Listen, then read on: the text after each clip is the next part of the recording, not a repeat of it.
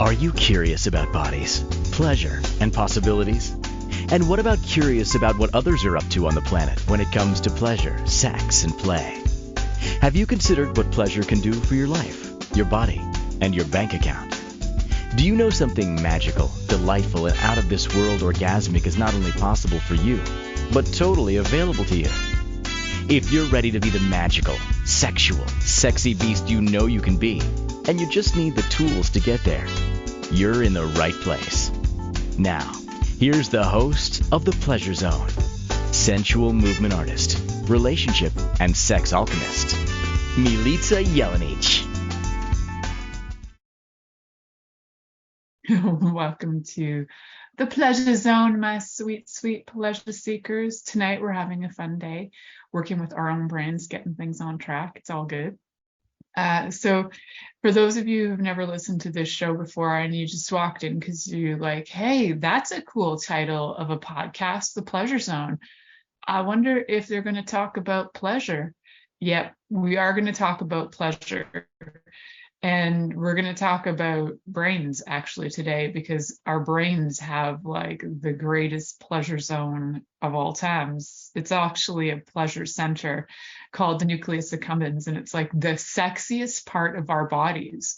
I know that all of you were like, the sexiest part of our bodies should be like the penis and the clitoris, because they have like so many nerve endings. But without the nucleus accumbens, it wouldn't matter. So it's part of what releases all that great dopamine when you're getting turned on and you're like, your body feels good. Well, that's what we're going to be talking about, that fun part of our brains tonight. And I love that. So what the title is of this show is Why Don't I Want Sex with My Lover? And the reason I put this title out there is because for so many people, they have gone through so many things. They might have gone through therapy.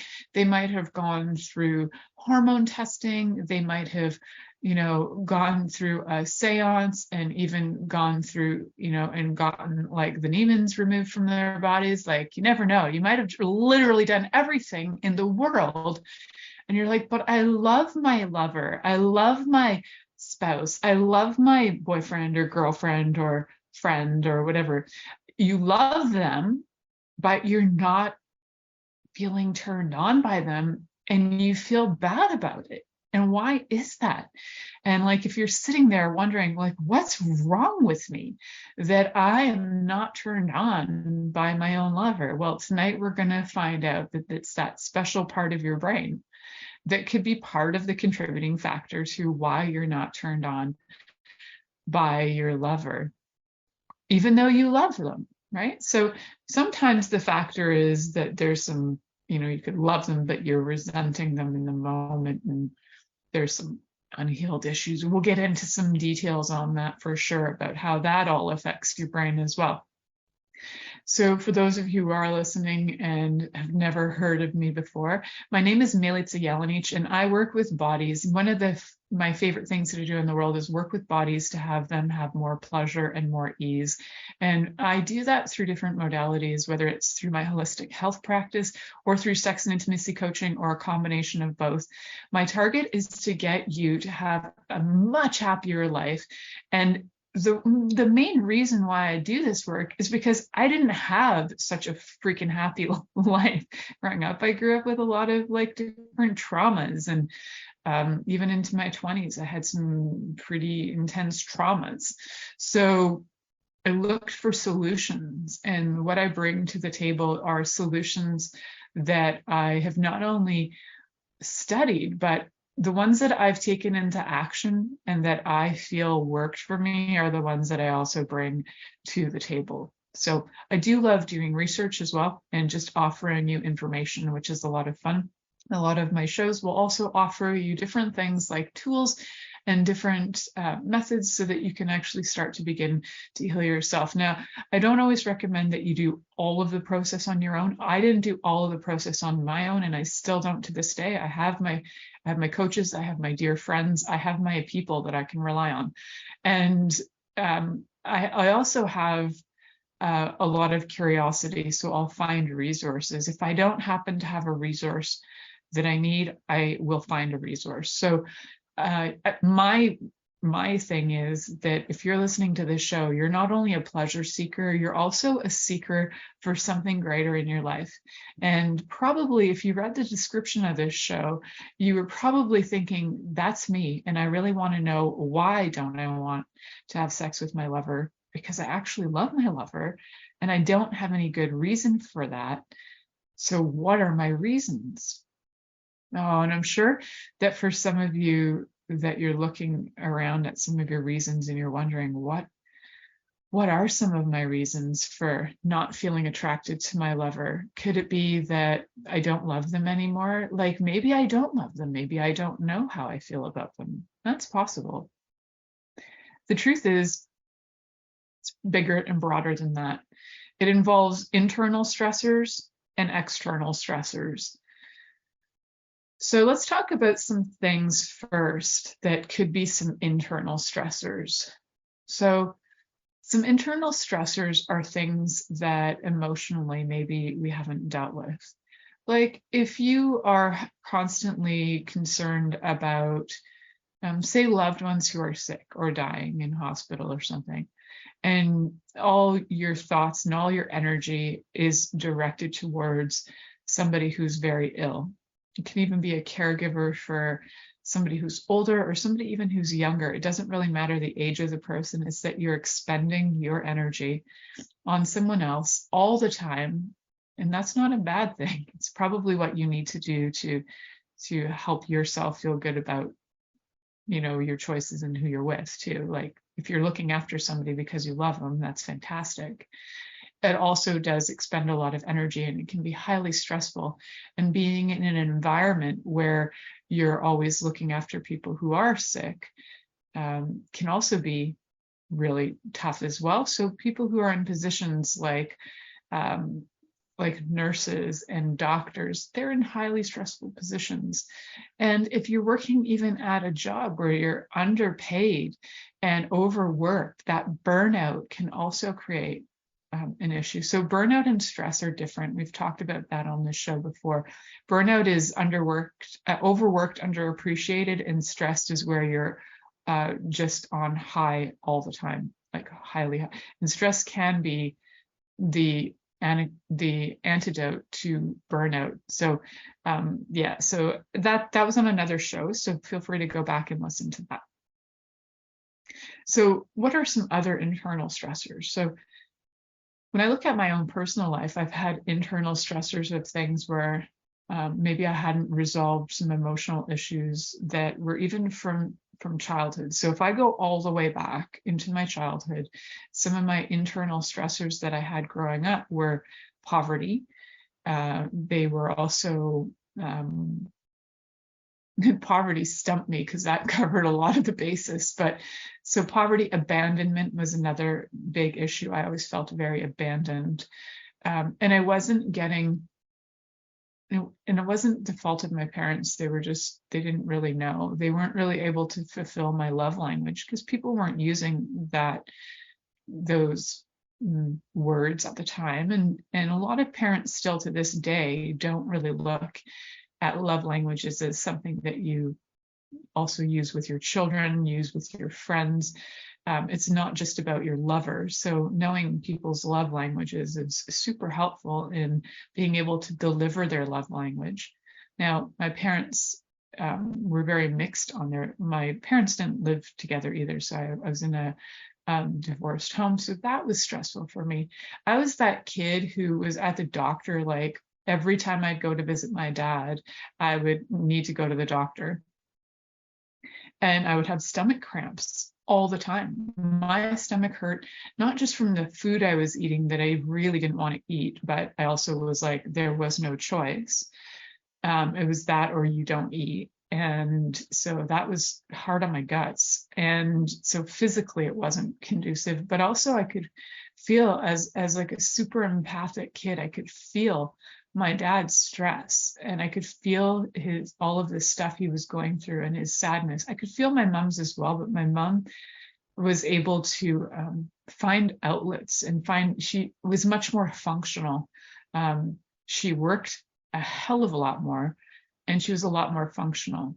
So she found sources, and she found people, and she found a support system too that worked. And my dad had a support system per se, but my dad has a really great way of creating, what's the word for tension? He creates a lot of tension, so it can be hard to be around. It's one of his massive talents in this life. He laughs at me when I tell him stuff like that, when I'm like, Dad, your talent is actually creating stress. So there you go. So being in that, though, as a kid was really hard on my body, right? And so when I look all the way back, when those stressors reignite, or when I recognize them in my life now, if something, for example, reminds me of abandonment, then that stressor comes up, and I have to be really present with it, or it can literally take over my internal environment, where I can be like, oh, okay, so I'm going to give you a comparison. So in my 20s, I dated somebody, and if they, and I feel for them. So if you're out there, Nick, I apologize for all of it. I apologize for all of it if you're listening.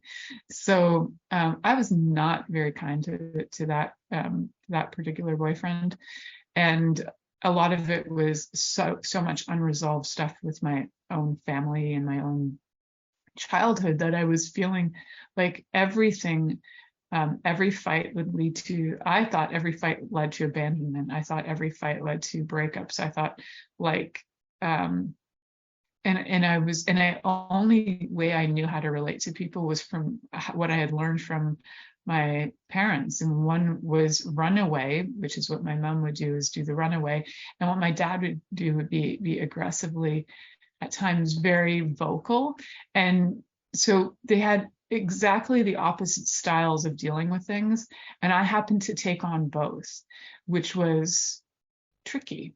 For anybody to be in a relationship with me was tricky. I'm a lot better now, but I still can see those things niggle up. So those internal stressors, they could be really old. They don't even have to be current stressors. They could be stressors that you've had in your life forever. And what those stressors do is they actually affect a part of your brain that's your pleasure center, called your nucleus accumbens. And when you're under that kind of level of stress, the dopamine does not release from your, so dopamine, not that it just releases from your nucleus accumbens, but it's a contributor. So when it starts to release, then, if it doesn't release, then you're going to feel quite depressed. You're going to feel kind of sad. You're not going to have all these kicks that help you feel good. For those of you who want to know about things like dopamine and serotonin and like those happy hormones, I actually have a course on my Teachable platform that you can find through my website, milicajelenic.com. Under my classes, if you scroll through there, if you click on the finding out more information about the classes, you'll be taken directly to find out about the Happiness Hormones Club that I created with my mom in the spring. I love it. I think it's a great course. Gives you all kinds of things in order to increase all your 4 happy hormones. So dopamine is one of them. So back to the nucleus accumbens. So we have internal and external stressors that affect the nucleus accumbens. And we know that there's actually been research done. I don't have the name of the researchers offhand, but I remember hearing about a particular research study that was, there were different environments and then different stimuli to specific stimulation to the nucleus accumbens. I don't know if they did this in people or if they did it in rats, but let's just go with, I'm going to just give you scenarios and tell it as a story rather than as a research paper, because I don't want to get the information. I don't want to give you the incorrect information, but I want to give you the gist of it. So what we know is, so far from research though, is that there are 2 parts of the nucleus accumbens, the upper and the lower. And the upper part, normally when stimulated under like normal circumstances, if you stimulate the upper part of the nucleus accumbens, you're going to have a lot of happy motivation, oriented feelings, feel really good about things, and even feel a little turned on. And if you stimulate the lower part of the nucleus accumbens, which in a normal environment with no other stimuli is going to actually create a sort of a sad or a low feeling. So then if you change the environments, you can change environments up where you could be say you're in a really, really peaceful environment and loving and kind and contributive to your body and things that you really love, smells that you like, environment that you like, the lighting that you like, the sounds that you like. And then you have the lower part of your nucleus accumbens stimulated. So that's the part that you should normally be turned off by. If you have that part stimulated under those grand circumstances, you'll actually be turned on. And so we'll talk a little bit more about some other effects of stimulating the nucleus accumbens, but we're going to go to break. So you're listening to The Pleasure Zone here on Inspired Choices Network, and we'll be right back after this commercial. Are you secretly a voyeur, wondering what's going on in other people's sex lives? What if now is the time for a totally different sexual evolution? Are you interested in people who are pioneers of different sexual and pleasurable practices? Lean in now with Milica Jelenic, where she will entice you and your body to know your own pleasure zone. On the Pleasure Zone radio show with sensual movement artist Milica Jelenic, you'll receive tools, inspiration, and a foundation to allow yourself to receive more in your sex life, and quite possibly other areas of your life as well.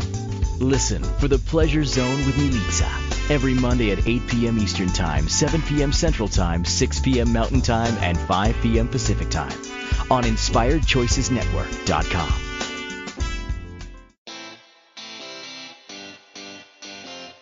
Are you a subject matter expert?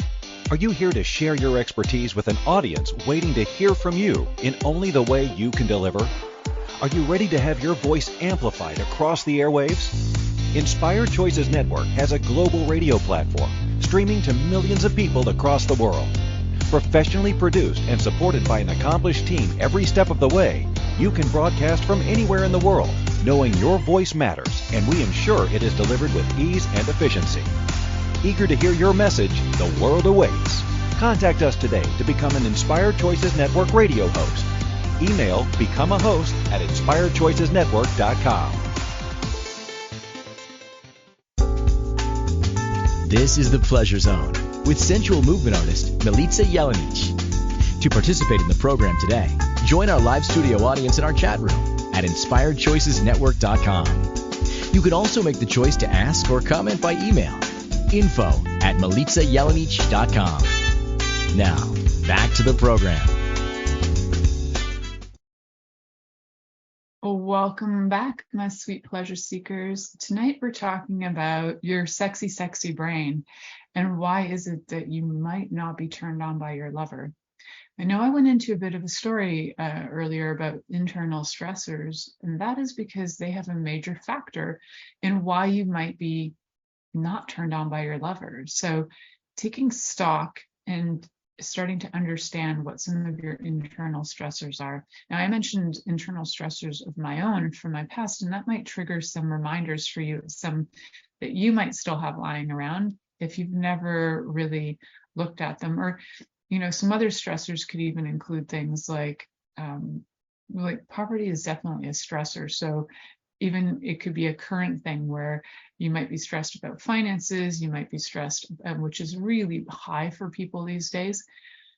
And it's a funny thing because I think it's also a naturally protective thing in our bodies, that if we aren't turned on, say, for example, if we're stressed about finances and we're not feeling financially stable and our body won't get turned on, then our natural inclination to have sex, which could create, a child, which could increase the debt, increase the stress, is lowered. So our desire to actually have sex is lowered because the natural process of that is, instinctively is usually for reproduction. It is also in humans, luckily, we're lucky that it can also just be for pleasure, because we're lucky that way. And yay, clitoris is for pleasure. But the true drive will start to diminish a lot when there are a lot of internal and external stressors. So internal stressors being all the things that we're feeling, but they can also be things that are physically going on inside your body. Like there can be, if you are experiencing things like heart disease, or even if you're having a really bad infection or inflammation somewhere, or pain inside your body, your chances of being turned on are much lower. Now, here's the weird thing, right? If you're feeling really sick and you go somewhere to be looked after, and you're in a calm environment, and you're in like a space where you like the smells and you like the surroundings, and you can relax, what happens? Your body starts to calm down, right? And then it can start to release some dopamine into your nucleus accumbens. So it's not that your nucleus accumbens releases it, it's that it's released into it. So so then you start to feel good, right? So that's a beautiful, beautiful thing. And so the dopamine is released into the nucleus accumbens because it's like part of the reward system. And so if you're in a place where you're feeling like pretty good, and you're home, like okay, so you're not feeling well, you're feeling sick, but you're in an environment where you're feeling looked after, and things are taken care of. Like the other day, I was having some really interesting things going on with my body, and it was like I was like kind of barking demands because I needed my environment to be really calm for me. So I was like, can you do the dishes? Can you put the food away? Can you do this? Because I actually was experiencing such a level of pain. But I also know, the crazy thing is I know enough that I know what's actually going to calm down my body to be able to heal as well. So I know what needed to be done in my environment. And I was like, okay, I need the smell in the house to change, do this. I need this to change, do this. I need the lighting to change, do this. So I could, at least, as much as I couldn't do much in terms of movement, I could give the commands and give the orders that I knew was going to assist my body, right? So some certain environmental factors can be highly stressful, and when your body is experiencing pain, these things can be even more stressful. Like bright lights and loud noises can be incredibly stressful when your body is when your body is not feeling well. So we talked about before break, we talked about 3 different scenarios of how, if your nucleus accumbens is being stimulated in the upper part, the lower part, and then the lower part being stimulated in a happy environment, that it can actually start to shift, and that you can become turned on if the environment starts to shift, right? So sometimes those external environmental factors can start to calm down the internal situation as well that's going on. Now, one of the interesting things about this story is that if you could go into the same environment, and if you had your upper part, I'm just trying to get all of these combinations out for you. So if you had the upper part of your nucleus accumbens stimulated, and you walked into, and so that's supposed to be the happy space, right, where everything feels good and it's like a turn on.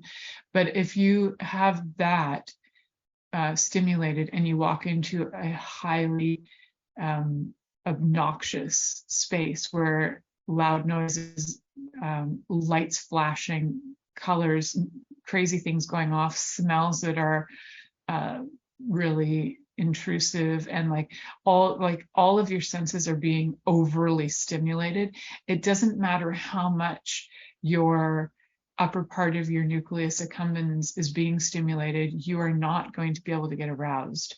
So I hope that story kind of helps give an understanding that there are times when no matter what you're trying to do in your brain, and even if your brain was manually stimulated, that if the environment is highly stressful for you, until you leave the environment, nothing is going to change. Yeah, so you're going to be under duress, and duress does not lead to turn on. It doesn't lead to happiness either. So it's always good to check your environment. Now, those environment things could be the loud noises. Like if you live with somebody who yells all the time, that's the equivalent of having like obnoxious loud noises going off, right? You know, I don't like the smell of cigarettes. So if I lived with somebody who smoked in the house all the time, my husband doesn't smoke at all, but the smell of cigarettes would be so like obnoxious for me that I would have a hard time being around it. Doesn't help that I'm highly allergic to it. So there are certain things that could just throw you off, right? Where no matter how you were feeling 5 minutes before, you could have been turned on, and you walk into this environment that is so obnoxious, you will be so turned off so fast. Yeah. So I bring this up because I've had people say, well, I've tried everything with my partner. Like we went on holidays and that just, we even had like quiet time to ourselves. And I'm like, okay, well, you might have had quiet time to yourselves, but internally, did you still have all these worries? And were some of the worries like, sometimes people like go away on holiday to try and resolve an issue. Say there was cheating in the marriage or something, and it's like the couple is like, oh, we're going to go away and we're going to try and reconcile this, and we're just going to spend time together, and that's going to cure this. But the thing is, you're heading off on a vacation with mistrust already in as part of the internal environment. You've got anger as part of the internal environment, possible retaliation, like all these emotions that are running in the internal environment, and stresses and all these other things, and possibly like abandonment issues and all this other stuff. So it doesn't matter in that point, really, if those internal things are not resolved. It's like being in that obnoxious space with noises going off, but it's internal. And those noises are going off inside of you the whole time. So that nucleus accumbens of yours is going to be, that lower part is going to be on overdrive, where you're not feeling turned on. And even if you tried to turn on at this point, it wouldn't happen. It would be that totally stressful environment. So when you think, well, why can't I get turned on my partner? I want you to first check what's going on inside. Like, what are you actually feeling? When was the last time, what were maybe the last, or not even the last, because maybe the last ones weren't so great. What were your favorite 3 times of having sex with your lover? And what did you feel like? What was your internal environment like? What was your external environment like? So what was the setting? Like, were you in a chalet? Did you have a nice fire going? Was it beautiful? Did you have other certain things that, like the lighting? Did you have no children in your life at the time? Did you have no debt in your life at the time? Like all of these things that we don't think about, it's weird, but they all affect how much we can actually be not only present with our partner, because that's important, but also have your brain present enough to be turned on. So you could try and stimulate somebody's, pleasure zones that are the ones you've been thinking about, like the penis, the clitoris, nipples, all things like that. You could absolutely try to do that. But if that person's angry with you, or, if you're angry and you're trying to have sex too, you're not going to get turned on. So this is why in all of my shows, I talk about number one thing is communication. And sometimes in order to get to that level of being able to be turned on, you have to allow people to either process their stuff or talk about it in some way, communicate it so that you can get down to the root of what's going on and you can resolve it. So, you might think about when, the great sex I've had this last, the 3 great times I've had sex in my life. But I'd also like you to look at the 3 times in your life that you had really crappy sex, and what those environments were like, and what were you feeling internally about what was going on at the time for that as well. this breakdown of how did you feel when you were having great sex and how did you feel when you were having not great sex are going to be really helpful in determining for you what kind of environment you like, what kind of things you need internally, what kind of connection you need to your partner in order to feel turned on, in order for your nucleus accumbens to be working with you, right? So how about you think about that during the commercial break? If you write some things down during the commercial and you're wondering, what do I do with this now? You can always connect with me or come back, listen to the next part of the show, and we'll go through some things that you can do with this list. So you can connect with me through milicajelenic.com, MILICAJELENIC.com. At the bottom of my page, you'll find a book now, so you can click on that link and you can book a 15-minute session with me. I gift the first 15 minutes to see if we're a fit, and we can go from there. So you're listening to The Pleasure Zone here on Inspired Choices Network, and we'll be right back after this commercial. Are you secretly a voyeur, wondering what's going on in other people's sex lives? What if now is the time for a totally different sexual evolution? Are you interested in people who are pioneers of different sexual and pleasurable practices? Lean in now with Milica Jelenic, where she will entice you and your body to know your own pleasure zone. On the Pleasure Zone radio show with sensual movement artist Milica Jelenic, you'll receive tools, inspiration, and a foundation to allow yourself to receive more in your sex life, and quite possibly other areas of your life as well. Listen for The Pleasure Zone with Milica every Monday at 8 p.m. Eastern Time, 7 p.m. Central Time, 6 p.m. Mountain Time, and 5 p.m. Pacific Time on InspiredChoicesNetwork.com.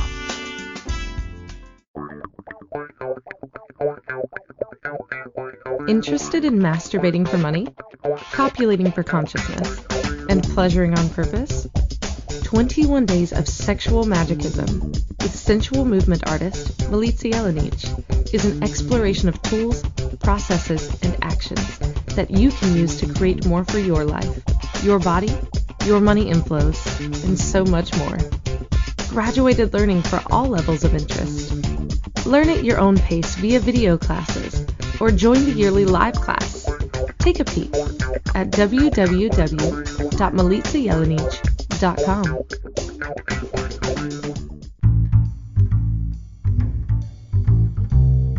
How wonderful would it be to carry your favorite Inspired Choices Network host with you throughout your day?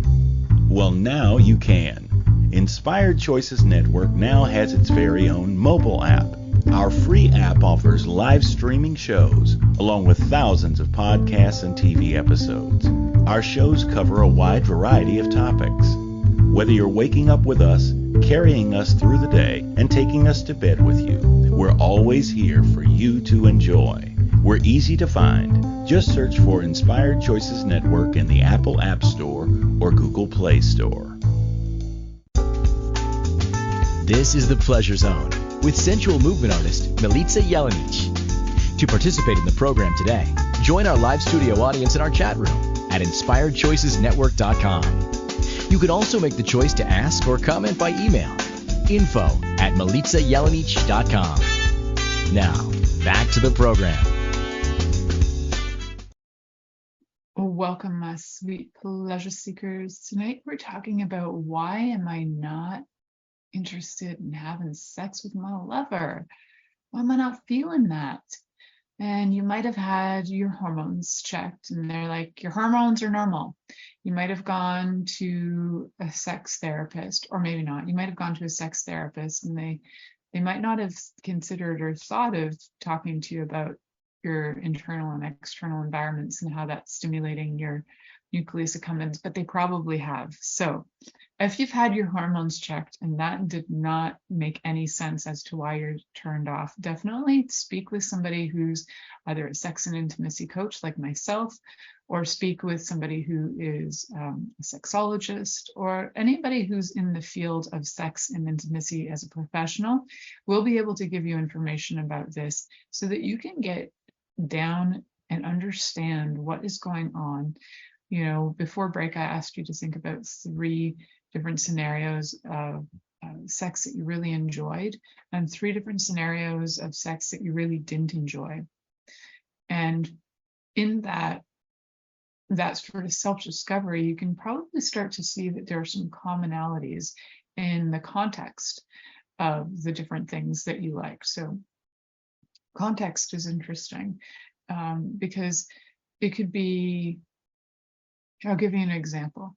So context would be this. This would be like, if you are having a shower and your lover knocks on the door and is like, can I come in and join you? And you have all the time in the world because, there's nobody else in the house, and it's, good timing for you, and you don't have anywhere to be, and you might say yes.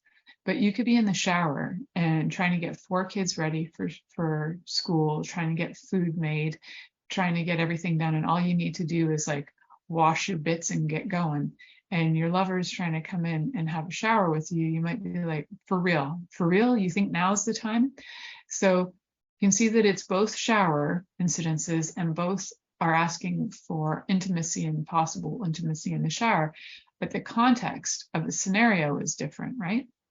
So you might have, it's a very different response, which for a lot of people who are in relationship with women in particular, because internal context, we actually have more, as women, as females, I should say, we have more risks involved. So, having babies due to sex is more risky. Having, there are just different things that all fall on extra stressors that females carry that males don't carry.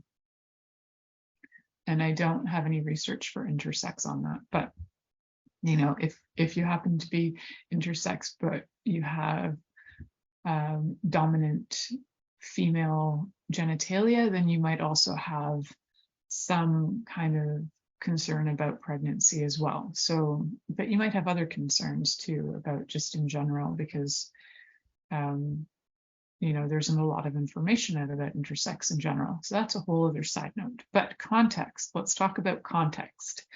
So context is all about the different scenarios, basically, like what's actually going on, what's the context. And, it could even be like, being spanked in the bedroom is great, but being spanked in front of your in-laws, not so great. It's just whatever works for you. It depends on what's going on, right? So we begin to look very complicated, especially females look more complicated, and people are like, why are women so complicated? It comes down to the nucleus accumbens. Why we are so complicated is the nucleus accumbens and the way we respond to internal and external environmental situations and stimuli. So just as a recap, because this even though I didn't,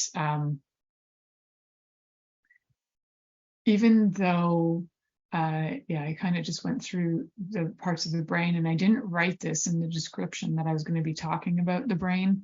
I wanted to sneak it in there for all my nerds out there that love talking about brains and love talking about all the whys behind stuff. Like, why am I not attracted to my lover? I've tried everything and I don't understand this.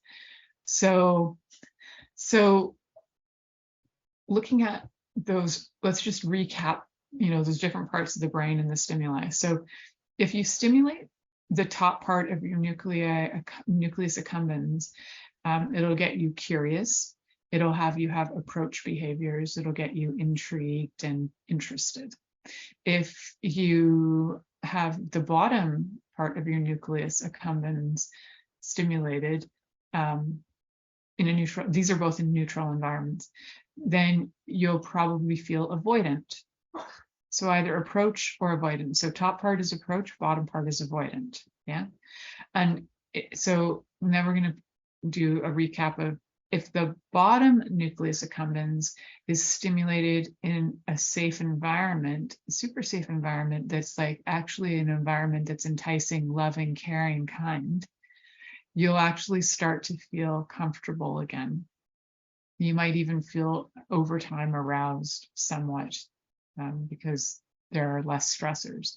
Now, if you are in a super loud, placed in a super loud, stressful environment, even though your top part of your nucleus accumbens is being stimulated, no matter how much they can try and stimulate that top part, which is really supposed to be about getting you curious and approachable, that, even though if you're in an environment that's super stressful, you will not be turned on. You'll actually end up having avoidant behaviors.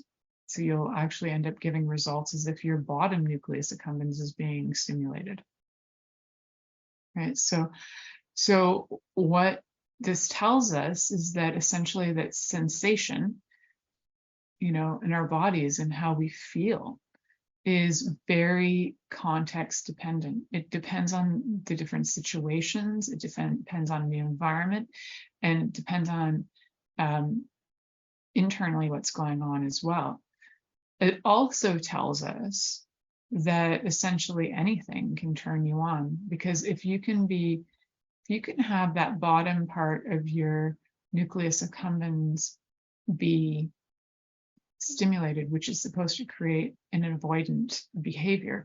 But if you can have that stimulated and feel approachable in a certain environment, in a more happier, we know that essentially in the right environment, anything can turn you on. Isn't that the coolest thing, though? So changing up our environment doesn't mean that you need to leave your house and have sex in hotels all the time. I mean, it could mean like cleaning out your room. It could mean organizing things. It could mean that you are having a quiet environment, sending the kids away for a day, but also dealing with your internal environment, where if something's going on and all you're thinking about is how much you resent your partner or you just had a fight, it's going to take your body a while to be able to bring that stimulation back or be okay with it, because you also need to have a level of, well, particularly for female bodies, they need to have a level of trust, so that there's a sense of safety where you're not feeling like you're going to be abandoned or be made pregnant and then somebody takes off on you, that sort of thing. So relationship can have a huge factor on the comfort level as well, and we talked about that last week on the show, so you can go back and listen to that one where we talked about the sexual inhibitors and sexual exciters. And so this is just like a continuation. However, we're talking specifically about the brain and how this works. So it's fascinating stuff. I know there are a lot of different rat studies on the nucleus accumbens. So there are probably, if you're wanting to look up information on that, I'm sure you can go in and find stuff on that. So what can we do to change this stuff? Like if you're really not turned on by your lover. So first of all, we're going to start with those 3 times where, like, if you had sex at least 3 times with your lover and they were good, you probably stuck around hoping for more. But if you never had really good sex with your lover and you stuck around, you might want to ask why that is. Were they kind to you at least? Or like, was there something environmental that was really working for you? Like, do they own a yacht and you just love being on a yacht? Like, what is it? So you could there could be different scenarios. So it's important in doing some of these self-discoveries to check in with yourself too. And like, what was it about those scenarios that had you turned on? Like, did you trust yourself at the time? Did you trust all your feelings? Did you trust your partner? Like, did you trust that you were safe? Do you trust your body even? Like, so lots of things to consider. All right, so we're just going to look at a few more things in terms of how we can really get our environment to be conducive to having us be turned on, So external environment, internal environment, what are some of the things that you can start with right away today when we get off the show tonight, that you can just, or whenever you're listening to it, when we get off, or when then you can get off, right? So we're trying to create an environment that you will be able to be stimulated, happy, and evaluate what is it that is going on that isn't working for you, and start to take some steps to change it. Because it's one thing to know what the issue is. It's another thing to start to make some changes, right? So we're going to look at some options for that when we come back. You're listening to The Pleasure Zone here on Inspired Choices Network, and I'll be right back after this commercial. Are you secretly a voyeur, wondering what's going on in other people's sex lives? What if now is the time for a totally different sexual evolution? Are you interested in people who are pioneers of different sexual and pleasurable practices? Lean in now with Milica Jelenic, where she will entice you and your body to know your own pleasure zone. On the Pleasure Zone radio show with sensual movement artist Milica Jelenic, you'll receive tools, inspiration, and a foundation to allow yourself to receive more in your sex life, and quite possibly other areas of your life as well. Listen for the Pleasure Zone with Milica every Monday at 8 p.m. Eastern Time, 7 p.m. Central Time, 6 p.m. Mountain Time, and 5 p.m. Pacific Time on InspiredChoicesNetwork.com. This is the Pleasure Zone with sensual movement artist Milica Jelenic. To participate in the program today, join our live studio audience in our chat room at InspiredChoicesNetwork.com. You can also make the choice to ask or comment by email, info@milicajelenic.com. Now, back to the program. Welcome back, my sweet, sweet pleasure seekers. Today we are talking about your brain. I know you didn't think that it's all about your brain, but your pleasure center is in your brain. So we're talking about your nucleus accumbens today. We're talking all about how different environments and different stimuli and different contexts play a role in why you may or may not be so turned on by your lover these days. So as a little recap, one of the things that I'd like you to think about are, what are some of the things that you really enjoyed with your lover? And like 3 things, get details, write them down. I know for a fact that my child is on the other side of this wall. Or pretty sure anyway. So I'm not going to give you super great details about the sex with my husband, because I don't know that my child wants to hear that. So maybe another day I'll share that with you guys. But let's just say there are environments which are really fun and sexy. And sometimes there are even playful scenarios that can be a lot of fun that you can bring into your life, that every once in a while you might tap in and go, remember that time when blah, blah, blah, and we did yada, yada, yada. And it just brings back really good laughs and memories. A lot of times you cannot recreate the same environment. You can try, but usually what's happened is it's, been 5 minutes. So, you have new stressors in your life, whether they're financial or health or relationship or whatever they happen to be. They're new stressors that have come in since the 5 or 10 minutes ago or 10 years ago that you had these great memories from. So it's not about, when you're looking back into these stories of things that you really enjoyed, it's not about recreating them exactly as they were. It's about getting the essence about what it was that you enjoyed, so that you can go, what I really enjoyed about that was the spontaneity. What I really enjoyed about that was the playfulness or whatever. So some of the environment could even be that it was the warmth, it was the colors, and internally it could be that there was like a newness. It was very exciting.